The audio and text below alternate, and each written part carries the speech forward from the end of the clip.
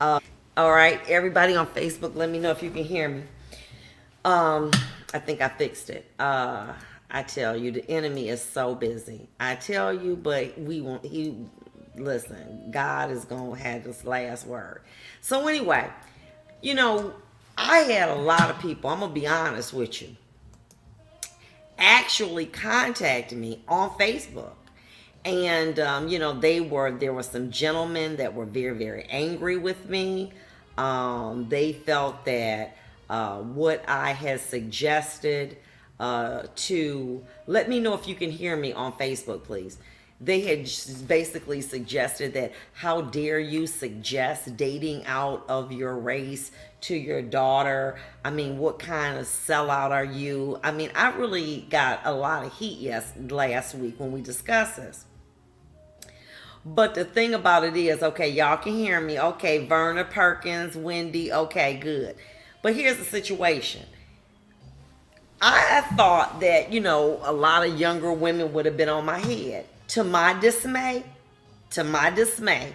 there were a lot of women that actually believed me. And let me say this. I am, as I indicated to you, a black woman. Okay, I'm straight up. I believe in the black race.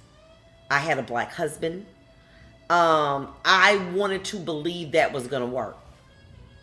The challenge in dating a black man, especially if he got a quarter in his pocket, is that there are too many women that are chasing after him.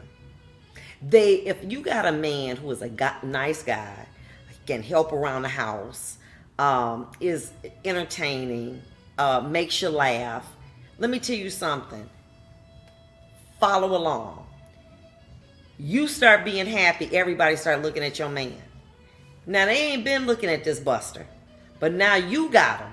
They all on his head. Now, here's the situation. If you're in a certain income bracket, say, you make over 100,000, you're going to have other women who are now going to look at that man like, if she can do it, I can do it better. Like, what? Now, first of all, it's a come up that he dating you off rip. But now he got you, your three so-called friends, and some other people that y'all going to the clubs and the country clubs. They all looking at your man. So now he got an opportunity to have a come up on you. And there's some men that will take advantage of it. Well, sis, you make 100,000, but homegirl over there, when she seen me with you, she made 450. I'm about to go be with her. Why? Because women are lonely, okay? And many men see women as an opportunity for a come up because why do they know? They know that there are not enough black men to go around. So quite naturally, their value goes up, okay? Because they're just not enough, okay? It's a shortage. And whenever there's a shortage of something, what happened to it? The price goes up. So my thing is that, we had one lady, okay, I mean, come on, and she was saying, I did everything. They said, stop talking so much, I did. Learn to listen, I did. Learn to cook, I did. Be short hair, I did. Be long hair, I did. And still up under the covers texting when you sleep. Like it's a damn game. Here I am inviting you in my life, maybe even my body. And you take an opportunity to still be out here looking, I'm available. Hey, come on, she in a relationship, I'm not. What kind of silliness is that? There was one caller that did call in and said, you know what, those are boys. It's a whole bunch of man-childs out here. Verna Perkins says, and he needs you to feed his ego any day in and out, day in and day out. Yes. You ready? I had a young woman that indicated that she had just recently gotten her LPN. So congratulations. And you know what her boyfriend had the nerve to say? That stands for low paid nurse. What? But that happens. And so we can make excuses. Well, these are not mature men, and well, they mamas messed up. Listen, these are grown men who can make a full choice. But it's like this, and remember this. I asked a man, what was it like to kill somebody? He said, the first time that you pull the trigger is the hardest. After that, it get easy. The first time you break a woman's heart, you disappoint her. I believe it get hard.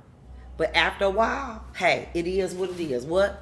Baby, we can't be together. And men go on. And they don't grieve as much, okay?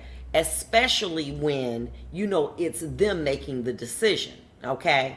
They're like, okay, well, or even if you say, okay, baby, it's over with, okay, fine. Now, this stuff that Kanye doing is kind of out of character. But look what Dr. Dre did. He was with his wife 24 years. It's like that. For real. Huh. Next. I'm hurt, but guess what? Life go on. And because of that, okay, men are equally in a position to jump right back on their feet. That's just how they are. My point being to you, you got to make a decision that is good for you. And many times people say you being a sellout. Look, you want to be with someone who honors a commitment. Okay? Now, I'm just saying, Dr. Dre and a lot of black men like that, they're like, next, hurting a woman ain't nothing to them. But remember, ladies, you got to stop putting yourself in a situation to get hurt. Men tell you, y'all don't want to ask the question, do you want to be in a committed relationship? And if he say, well, one day, bye. Because that's not what you want. You're looking, say, baby, what is it you want? I want to have a good time, get to know you, and whatever happen. No, let me tell you something. When you go to the car lot and you want a Benz, you do not go to the Cadillac dealership. You go straight to the Benz because you want a Benz. You don't want a car, you want a Benz. That's why you're not a Cadillac. That's why you're not a Chrysler. You a Benz. Because you say, hey, this is what I want. If a man is not in a position to say, I want a committed relationship, well, that's something I'm looking for, baby. Quite naturally, I'm not just looking out here just to be messing around. I'm trying to get me a wife. That's a conversation you need to have. But if all you doing, well, I'm just trying to get to know you and see where your head is, and like if things hit off, we can. In other words, what he's saying is, all I want to do is have sex with you, take you to dinner, fine dine you, get you a couple of things, and then when it's over with, and put you on rotation. That's what that means. But for some reason, you are knowledgeable in your training.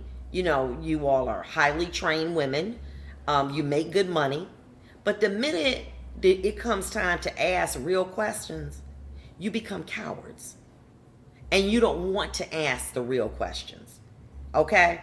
You find people left and right, day in and day out. You corporate. You working the line. You making life and death decisions. But when it comes to a relationship, I ain't gonna ask him that because he ain't gonna like me.